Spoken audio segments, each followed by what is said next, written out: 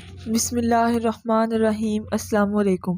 بحیثیت مسلمان ہمارا عقیدہ ہے کہ جو کچھ ہوتا ہے وہ اللہ کے حکم سے ہوتا ہے، اور جو نہیں ہوتا اس کام میں اللہ کا حکم نہیں ہوتا۔ اس لیے بہت سارے کام بہت محنت اور تگ و دو کے باوجود مکمل نہیں ہو پاتے۔ اس چیز سے تو یقیناً آپ ایگری کرتے ہیں۔ تو بس آج یہی چیز اس ویڈیو میں انشاءاللہ زیر بحث ہوگی۔ فرشتوں کی ڈیوٹی ہر انسان پر مقرر ہے، اور وہ تمام انسانوں کی ہر وقت حفاظت کرتے رہتے ہیں۔ اگر ایسا نہ ہوتا تو جنات اور شیاطین انسان کی بوٹی بوٹی نوچ لیتے، ایذا دینے والے جانور انسانوں کو ختم کر کے رکھ دیتے۔ لیکن اللہ کے فرشتے جو ہمیں نظر نہیں آتے، وہ سوتے جاگتے ہر وقت ہمارے ساتھ رہتے ہیں اور چاروں طرف سے ہماری حفاظت کرتے رہتے ہیں۔ فرشتے ہماری حفاظت کے علاوہ ایک کام اور بھی کرتے ہیں، وہ یہ کہ اچھے اچھے کاموں کی رغبت ہمارے دلوں میں ڈالتے ہیں۔ مثلاً اذان ہوئی تو فرشتے دل میں یہ رغبت ڈالیں گے کہ اذان ہو چکی ہے، نماز پڑھنا فرض ہے، اور باجماعت نماز پڑھنے کا بڑا ثواب ہے، اس لیے مسجد میں جا کر نماز ادا کرنی چاہیے۔ اسی طرح ہر اچھے کام کے کرنے کی طرف ہمارے دل میں رغبت اور شوق پیدا کرتے رہتے ہیں، اور ہر گناہ سے بچنے کا داعیہ پیدا کرتے رہتے ہیں۔ یہی وجہ ہے کہ ہر مومن اچھے کام کے موقع پر اپنے دل میں اچھائی کا جذبہ محسوس کرتا ہے، اور ہر برے کام کے موقع پر اس سے بچنے کا خیال بھی دل میں آتا ہے۔ جب چاہیں اس کا تجربہ کر کے دیکھ لیں۔ البتہ کسی کا دل بالکل سیاہ ہو چکا ہو اور گناہوں کی وجہ سے اس کا دل بالکل مردہ ہو چکا ہو تو وہ الگ بات ہے۔ اس صورت میں اس کو ان نیک جذبات کا احساس نہیں ہوتا، بلکہ یہاں تک منقول ہے کہ اگر کوئی مسلمان کوئی گناہ کر بیٹھتا ہے تو اس وقت فرشتے اس کے دل میں یہ جذبہ اور داعیہ ڈال دیتے ہیں کہ اس گناہ سے جلدی توبہ کر لو اور اس گناہ سے باز آ جاؤ اور اللہ تعالیٰ سے معافی مانگ لو۔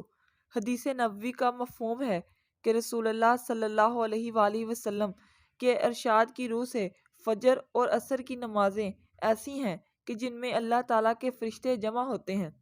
ان میں بعض فرشتے تو وہ ہیں جو انسانوں کے آگے پیچھے دائیں بائیں ہر طرف سے حفاظت کرتے ہیں، اور دنیا میں جتنی چیزیں انسان کو تکلیف پہنچانے والی ہیں، مثلاً جنات، شیاطین، سانپ، بچھو، حادثات اور سانحات وغیرہ، یہ فرشتے ان سب سے انسانوں کی حفاظت کرتے ہیں۔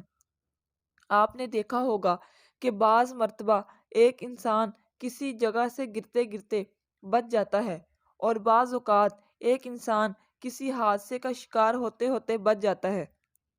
اب وہ شخص کہتا ہے کہ میرا مر جانا بالکل یقینی تھا، میری گاڑی دیکھ کر کوئی بھی یہ نہیں کہہ سکتا کہ ڈرائیور بچ گیا ہوگا، لیکن میں بال بال بچ گیا، مجھے تو خراش تک نہیں آئی۔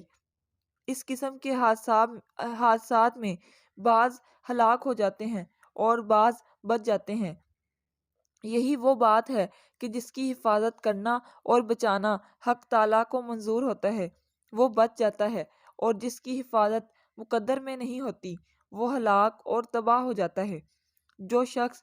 اب جو شخص بال بال بچ جاتا ہے، در حقیقت اللہ تعالیٰ کے فرشتے اس کو بچا لیتے ہیں، جس کے نتیجے میں وہ حادثے کا شکار نہیں ہوتا۔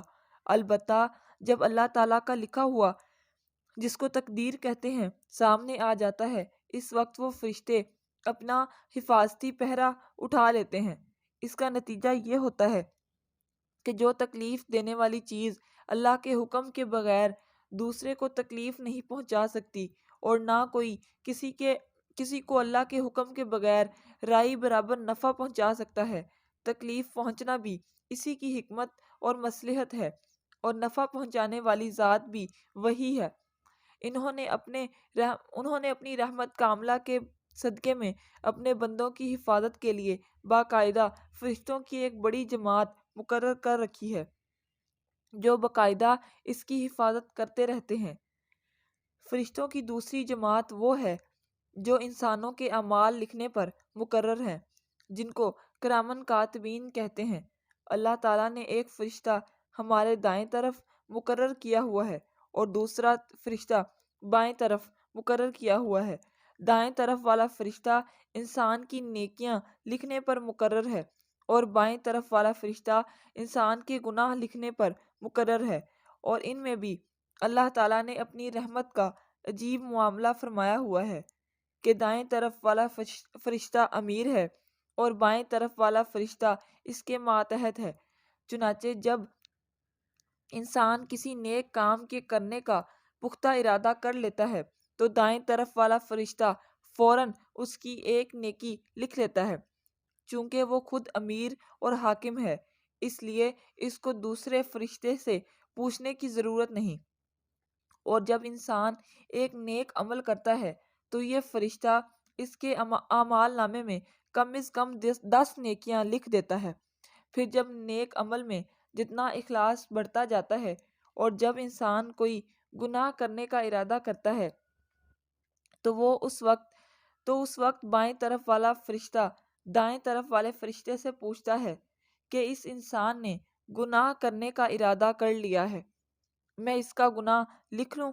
تو دائیں طرف والا فرشتہ کہتا ہے کہ ابھی اس نے گناہ کہاں کیا ہے، لہٰذا ابھی یہ گناہ مت لکھو۔ چونکہ بائیں طرف والا فرشتہ ماتحت ہے، اس لیے اس کو اس کی بات ماننی پڑتی ہے، چنانچہ وہ گناہ نہیں لکھتا۔ اس کے بعد جب انسان گناہ کو کر لیتا ہے تو پھر پوچھتا ہے کہ اب تو اس نے گناہ کر لیا ہے، اب لکھ لوں؟ تو دائیں طرف والا فرشتہ کہتا ہے کہ ابھی مت لکھو اور جلدی مت کرو، ہو سکتا ہے کہ یہ توبہ کر لے، اگر توبہ کر لے گا تو تمہیں وہ گناہ مٹانا پڑے گا، اس لیے مٹانے سے بہتر ہے کہ تھوڑا سا انتظار کر لیا جائے، فوراً نہ لکھا جائے۔ اس کے بعد وہ فرشتہ اس کے دل میں یہ خیال ڈالتا ہے کہ تم نے یہ گناہ کیا ہے، بری بات ہے، گڑ گڑا کر توبہ کرو اور اللہ تعالیٰ سے معافی مانگو۔ پھر ایک خاص وقت تک انتظار کرتا ہے، اگر وہ توبہ کر لیتا ہے تو ٹھیک، لیکن اگر وہ خبردار نہیں ہوتا اور فرشتے کی تلقین کے باوجود وہ توبہ نہیں کرتا تو اب دائیں طرف والا فرشتہ کہتا ہے کہ اچھا بھائی، اب اس کے اعمال نامے میں اس ایک گناہ لکھ دو، ایک سے زیادہ مت لکھنا۔ چنانچہ وہ فرشتہ ایک گناہ لکھ دیتا ہے۔ اللہ تعالیٰ کی اپنے بندوں پر کتنی عظیم رحمت ہے، وہ حقیقت میں اپنے بندوں کو معاف ہی تو کرنا چاہتا ہے۔ بہرحال یہ سب کام فرشتے سر انجام دیتے ہیں۔